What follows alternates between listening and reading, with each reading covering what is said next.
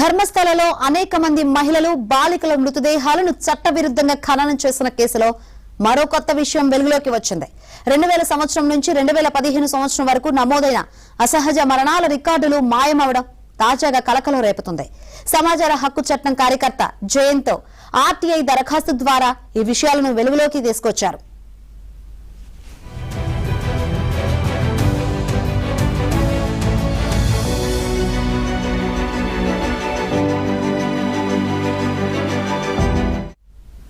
పదిహేను సంవత్సరాల కాలంలో జరిగిన అసహజ మరణాలకు సంబంధించిన రికార్డులు కావాలంటూ జయంత్ ఆర్టీఐ దరఖాస్తు ద్వారా కోరగా 2000 నుంచి 2015 మధ్య యూడీఆర్లో నమోదైన మరణాలకు సంబంధించిన అన్ని పత్రాలు, పోస్టుమార్టం నివేదికలు, వాల్ పోస్టర్లు, నోటీసులు, గుర్తు తెలియని మృతదేహాల గుర్తింపు కోసం తీసిన ఫోటోలను సాధారణ పరిపాలన పరమైన ఆదేశాల మేరకు ధ్వంసం చేశామని బెల్తంగాడి పోలీసులు సమాధానం ఇచ్చినట్లు జయంత్ తెలిపారు. ప్రస్తుత డిజిటల్